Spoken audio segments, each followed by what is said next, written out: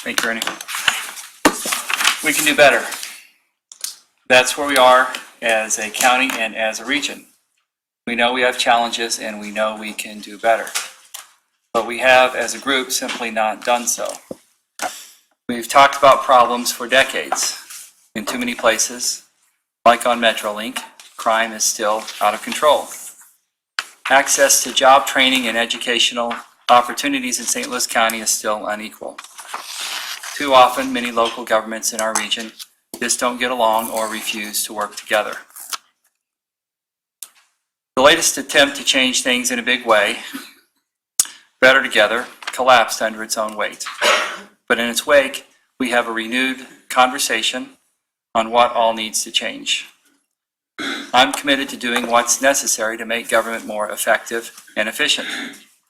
And if making government better in St. Louis County means a better working relationship with St. Louis City, or if it means St. Louis County or St. Louis City becoming part of St. Louis County, then we should have that conversation. In September, we expect to have enough signatures to initiate the Board of Freeholder process. First step will be to work with this council to appoint and confirm the people to serve on this board representing the county. For several weeks, I've reached out to our residents, civic and business leaders, and community organizations to learn what they think is important and what this board should do. I also want to hear from this council. And I want you to share your ideas with me and with my staff. We've been accepting online applications for the board from members of the public, but today I want to again invite everyone to apply on the board, on the county webpage for the Board of Freeholders. I don't really have any preconceived ideas about who will serve on the Board of Freeholders, but I do believe it should look like St. Louis County. And it must be filled with people who are committed to keeping the best interests of St. Louis County foremost in mind.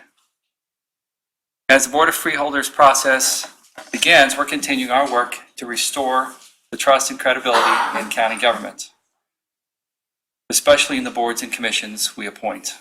In the past, some of our regional efforts were undermined by greed and corruption. So we began making new appointments to the St. Louis Economic Development Partnership to get things back on track.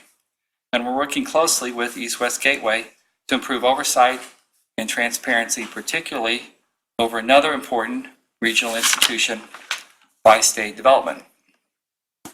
Bi-State, which runs Metrolink and Metro buses, has requested $160 million from the county for its 2020 budget. At the same time, Bi-State is substantially cutting services to county residents, and is cutting services here at a much greater rate than other parts of the region. Meanwhile, crime on Metrolink is still a big problem. Years ago, we were promised that this problem was under control. Nothing has really changed. Our police department is doing a good job on Metrolink routes in the county, but there simply aren't enough police on some of the other Metrolink routes. Make no mistake, St. Louis County is ready to help bring down crime throughout all of the Metrolink region. Metrolink needs to be safe, not years from now, but right now. And if Bi-State can't do it, the rest of the region has to be ready to step in. And although Bi-State should be focusing on the crime problem, we find ourselves instead dealing with a governance controversy.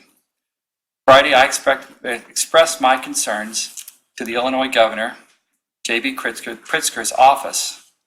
But yesterday, Governor Pritzker signed a bill into law that would give St. Clair County as much as twice the number of seats on the Bi-State board that St. Louis County gets.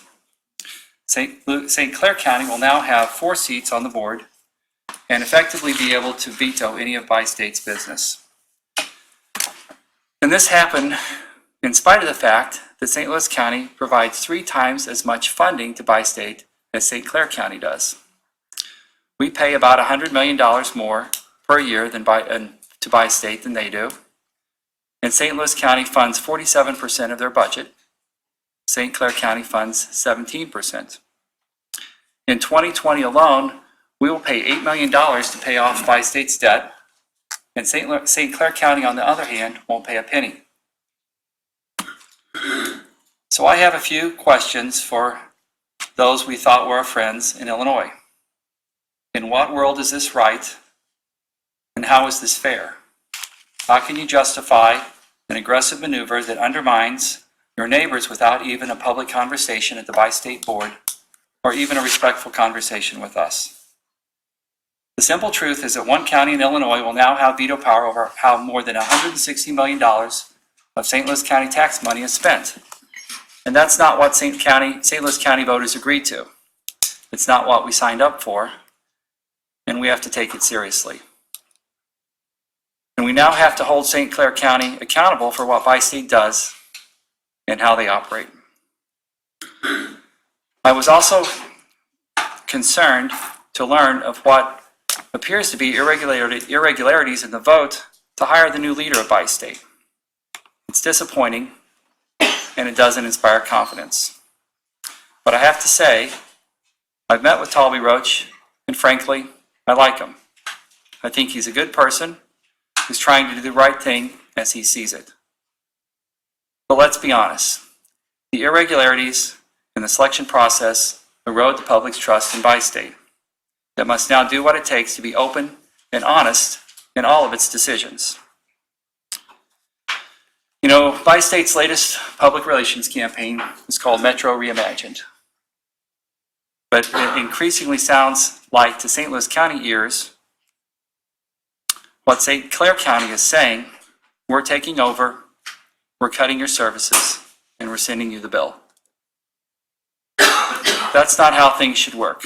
That's not how I imagine the future of public transportation. Transit should be accessible to as many of our residents as possible, and it should be free from selfish games and parlor tricks. Since 2014, ridership is down 27% on the Metrolink. St. Louis County contribution over the years, over that same time period, has increased by about that much, by about 27%. The system cannot sustain itself much longer if riders continue to flee. We must ensure that to the public, the Bi-State's leadership is in it for the public good and not bending to the political will of St. Clair County. This latest power grab is fraught with reminders of what we just left here in St. Louis County. No matter what others do, we can't lose sight of who we are and who we serve. We are residents elected by St. Louis County to represent them. Regional institutions like Bi-State can work well, but they can also be wrecked by greed and secrecy. With regional cooperation under attack, it is important to us to stand up and to protect the people of St. Louis County.